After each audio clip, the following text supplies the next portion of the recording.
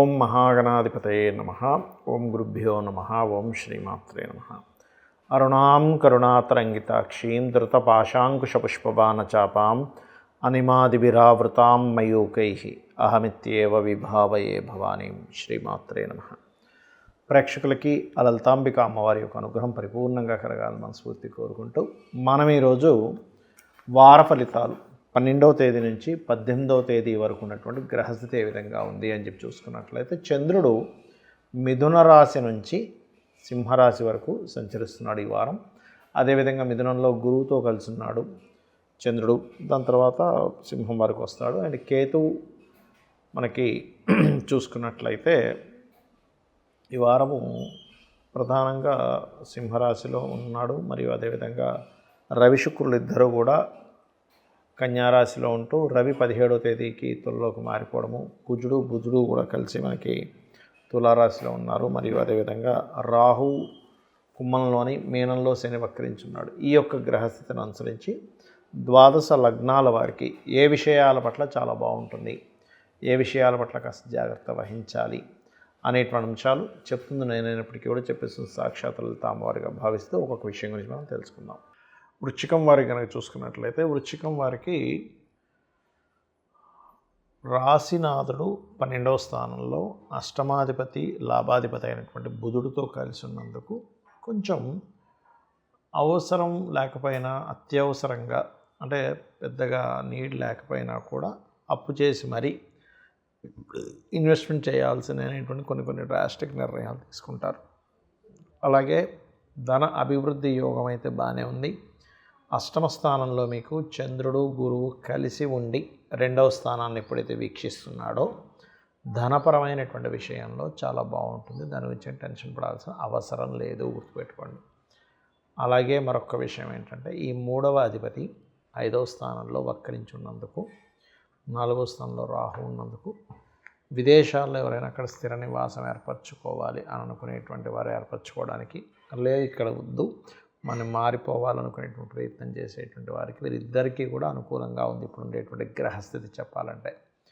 అలాగే financial growth అయితే ముఖ్యంగా మీ సంతానానికి సంబంధించిన విషయంలో, మీ సంతాన ఎడ్యుకేషన్ రిలేటెడ్ సంబంధించిన విషయాల్లో 12, 13 తేదీలు ఒక రకంగా చెప్పాలంటే కొంత పాజిటివ్ ఫలితాలు మీరు చూస్తారు.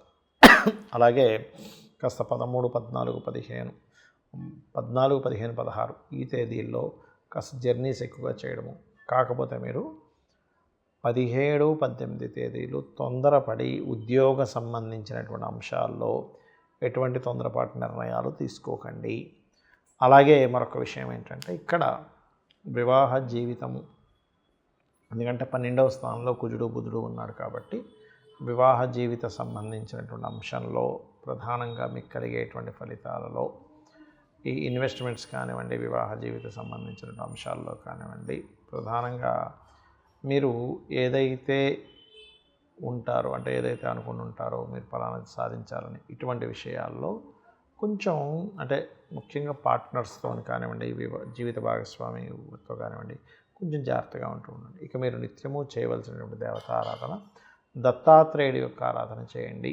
ఎందుకంటే పంచమాధిపతి ఎప్పుడైతే బాగున్నాడో మీరు ఎంత దత్తాత్రేయుడు ఆరాధన, దక్షిణామూర్తి స్తోత్ర పఠనం చేసినట్లయితే మీకు ముఖ్యంగా ఫైనాన్షియల్గా చాలా బాగుంటుంది. చాలామంది వాళ్ళ లైఫ్లో సక్సెస్ రావట్లేదు అని బాధపడుతూ ఉంటారు. రకరకాల రెమెడీస్ చేస్తూ ఉంటారు, రకరకాల క్షేత్రాలకు వెళ్తూ ఉంటారు. క్షేత్రానికి వెళ్ళిన మహిమ వల్ల కొంత రిలీఫ్ వస్తూ ఉంటుంది. కాళహస్తికి వెళ్ళి ఫలానా రాహుకేతు పూజ అంటారు, చేయించుకుంటుంటారు. అంటే ఏంటంటే అక్కడ ఉండే ఎనర్జీ వాళ్ళకి కొంత సపోర్ట్ చేస్తుంది. కానీ అన్నిటికంటే ముఖ్యమైనటువంటిది ఏమిటి అంటే అసలు వాళ్ళ పర్సనల్ చార్ట్లో వాళ్ళకి ఎటువంటి యోగం ఉంది, ఏ యోగం ఉండడం వల్ల వాళ్ళు ఏ రంగాల్లోకి వెళ్ళినట్లయితే, ఏ ప్రయత్నం చేసినట్లయితే బాగుంటుందని తెలుసుకోవడం జ్యోతిష్ శాస్త్రం యొక్క ముఖ్య ఉద్దేశం. అంతేగాని ఎల్నాడు శని ఉందండి నాకేమీ కలిసి రావట్లేదు, సర్పదోషం ఉంది అందుకే ఏం కలిసి రావట్లేదు, ఎల్నాడు శని ఉంది, సర్పదోషం ఉంది, కాలసర్పదోషం ఉంది అందుకే నా లైఫ్ ఇలా అయిపోతుందని బాధపడుతూ కూర్చోవడానికి కాదు జ్యోతిష్ శాస్త్రం.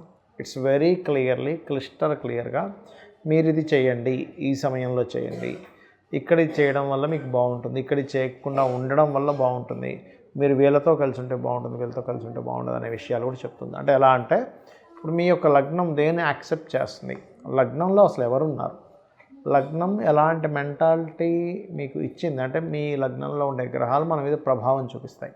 అది మనిషి యొక్క రూపు దగ్గర నుంచి, రంగు దగ్గర నుంచి, మనిషి యొక్క తత్వం దగ్గర నుంచి, మనిషి యొక్క శీలం దగ్గర నుంచి అన్నీ కూడా. అలాగే మీ ధనాన్ని ఇచ్చే కారకుడు ఎవరు అసలు అంటే మీకు సెకండ్ లార్డ్ ఎవరు, ఆయనకు ఉండేటువంటి స్ట్రెంగ్త్ ఏమిటి, ఆ స్ట్రెంగ్త్ మీరు ఎలా పెంచుకోవాలి వీక్గా ఉంటే, అందుకే మీరు సంపాదించలేకపోతున్నారు. ఇక్కడ ఏంటంటే తెలివితేటలు వేరు, ధనం వేరు, గుర్తుపెట్టుకోండి. పంచమ స్థానం బాగుంటే అద్భుతమైన తెలివితేటలు ఉంటాయి, కానీ ధనాధిపతి బాగోకపోతే ఎన్ని తెలివితేటలున్నా డబ్బులు రావు. చాలామంది చూడండి చాలా తెలివైన వ్యక్తి అండి ఆయన, కానీ ధనం రావట్లేదు. కారణం ఏమిటి అంటే ధనం భావం వేరు, తెలివితేటలు ఉండే భావం వేరు. ఇది ఈ లాజిక్ తెలియనంతసేపు మనకు అర్థం కాదు, దేవుడు మన వైపు లేడా ఏంటి అలా ఉంటాం. అంటే ఇక్కడ మనం చెక్ చేసుకోవాల్సింది ఏంటి, ధనస్థానం ఎలా ఉంది, అసలు ఏ రంగాలలో మీకు ధనం వచ్చే యోగం ఉంది, ఎప్పుడు వచ్చే యోగం ఉంది, ఎలాంటి జాగ్రత్తలు తీసుకోవాలి, ఏ దేవత ఆరాధన చేసుకోవాలి, ఇవి తెలుసుకోవాలి. ధనం ఒకటే కాదు, కొంతమంది వాళ్ళు ఎంచుకునే కెరియర్స్ కూడా రాంగ్గా ఎంచుకుంటారు. చిన్నప్పుడే మనం కనుక జాతకం చూసుకున్నప్పుడు వీళ్ళ కెరియర్ స్థానం అసలు 10th లార్డ్ ఎవరు, సెకండ్ లార్డ్ ఎవరు, 6th లార్డ్ ఎవరు, వీటిని తీసుకొని ఇవి ఎక్కువగా అంటే వీళ్ళకి ధనాన్ని ఇచ్చే కారకుడు కానివ్వండి, కెరియర్లో మంచి సాటిస్ఫాక్షన్గా ఉండే కారకుడు కానివ్వండి ఎలా ఉన్నారు. ఒక ఏజ్లోనే మనం జాతకం చూపించుకొని వాటికి సంబంధించిన చిన్న చిన్న రెమెడీస్ అంటే చిన్న చిన్న దానాలు ఇవ్వడము రెగ్యులర్గా. ఇప్పుడు ఉదాహరణకి వీళ్ళ జన్మజాతకంలో ఎవరికైనా సాటర్న్ అండ్ మార్స్ కాంబినేషన్లో ఉండి 10th లార్డ్ని పాడు చేస్తున్నారు అనుకున్నాం, కాసేపు 10,000 పాడు చేస్తున్నారు. అప్పుడు చిన్నప్పటి నుంచే ఆ యొక్క పిల్లవాడికి, అమ్మాయికి కావచ్చు అబ్బాయికి కావచ్చు, కొంచెం ఆంజనేయ స్వామి ఆలయానికి వెళ్ళడము లేదా సుబ్రహ్మణ్యేశ్వర స్వామి ఆలయానికి ఇలా ఏదైనా కాలభైరవ అష్టకం చదివించడము ఇవి చేస్తూ ఉన్నట్లయితే ఆ యొక్క పిల్లవాడు కావచ్చు అమ్మాయి కావచ్చు వాళ్ళలో ఆ ఎనర్జీ లెవెల్స్ పెరిగి వాళ్ళకి ఏజ్ వచ్చేసరికి వాళ్ళకి కెరీర్ సంబంధించినటువంటి విషయంలో ఇబ్బంది అనేటువంటిది ఉండదు, గుర్తుపెట్టుకోండి. అలాగే మరొక విషయం ఏంటంటే ఇక్కడ గమనించినట్లయితే ఇలాగా కేవలం అదొకటే కాదు, వివాహం విషయం కానివ్వండి అంటే ఎప్పుడు అవుతుంది. చాలామంది చూడండి ఫలానా ఇయర్లో చేసుకోకూడని సమయంలో వివాహం చేసుకుంటారు, అంటే 3 to 5 times వస్తుంది ప్రతి ఒక్కరికి వివాహ సమయం. అది తెలుసుకొని చేయాలి.